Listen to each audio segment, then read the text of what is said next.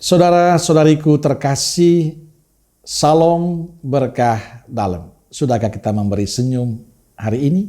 Rabu 24 Januari 2024. Gereja memperingati Santo Fransiskus dari Sales, uskup dan pujangga gereja.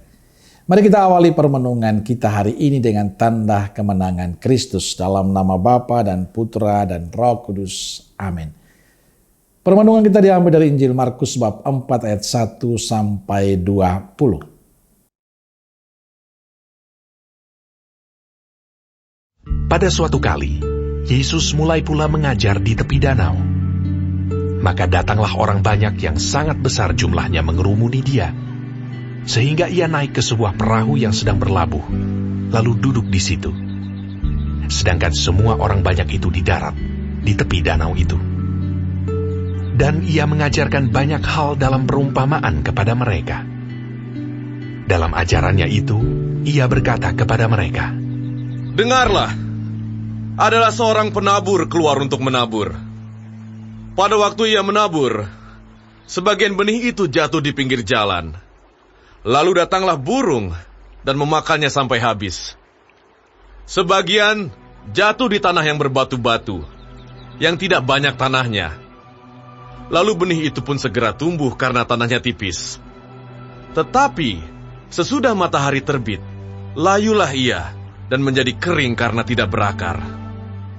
Sebagian lagi jatuh di tengah semak duri. Lalu makin besarlah semak itu dan menghimpitnya sampai mati, sehingga ia tidak berbuah. Dan sebagian jatuh di tanah yang baik. Ia tumbuh dengan suburnya dan berbuah. Hasilnya ada yang 30 kali lipat, ada yang 60 kali lipat, ada yang 100 kali lipat." Dan katanya, "Siapa mempunyai telinga untuk mendengar, hendaklah ia mendengar."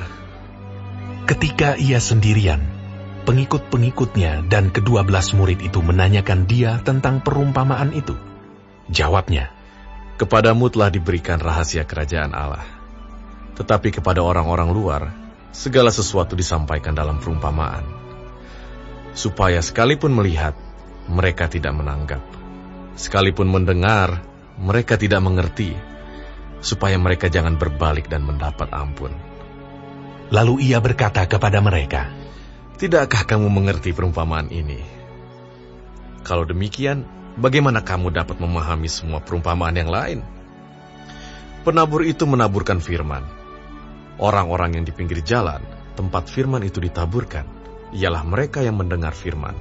Lalu datanglah iblis dan mengambil firman yang baru ditaburkan di dalam mereka. Demikian juga yang ditaburkan di tanah yang berbatu-batu. Ialah orang-orang yang mendengar firman itu dan segera menerimanya dengan gembira. Tetapi mereka tidak berakar dan tahan sebentar saja. Apabila kemudian datang penindasan atau penganiayaan karena firman itu, mereka segera murtad. Dan yang lain ialah yang ditaburkan di tengah semak duri.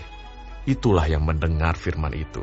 Lalu kekhawatiran dunia ini dan tipu daya kekayaan dan keinginan-keinginan akan hal yang lain masuklah menghimpit firman itu sehingga tidak berbuah.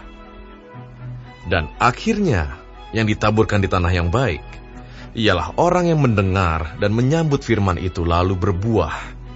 Ada yang 30 kali lipat, ada yang 60 kali lipat, dan ada yang 100 kali lipat."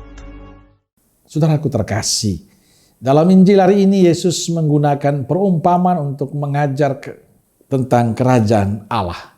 Perumpamaan itu tentang seorang penabur yang menaburkan benihnya. Benih ditaburkan di berbagai tempat, ada yang di pinggir jalan, di tanah berbatu, di semak berduri, dan di tanah yang baik dan subur. Si penabur menandakan firman Allah yang diwartakan. Benih yang ditaburkan di pinggir jalan kemudian dimakan burung. Artinya orang menerima firman Allah tapi tidak diperhatikan dengan baik.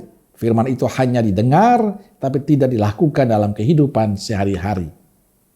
Sebagai benih yang jatuh di tanah berbatu, firman yang didengar hanya sebatas pengetahuan, tidak dipahami dan berakar dalam dirinya, sehingga tidak mengubah hidupnya menjadi lebih baik. Ada benih yang jatuh di semak berduri.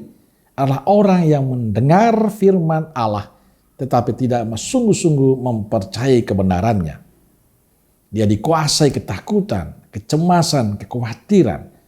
Hal-hal duniawi lebih menguasai dirinya. Sedangkan benih yang jatuh di tanah yang baik dan subur menandakan firman diterima dengan baik lalu disimpan dalam hati. Firman itu menghasilkan buah yang baik dalam kehidupan. Pertanyaannya adalah, lalu lahan macam apakah kita? Apa kita lahan yang di pinggir jalan, di tanah berbatu, di semak berduri, atau di tanah yang baik dan subur? Kita sendiri yang bisa menjawabnya. Kita berdoa agar kita menjadi lahan yang baik, lahan yang subur. Tempat benih itu bertumbuh dan berkembang dengan subur, sehingga menghasilkan perilaku kehidupan kita yang baik dan pantas di hadapan Tuhan dan sesama.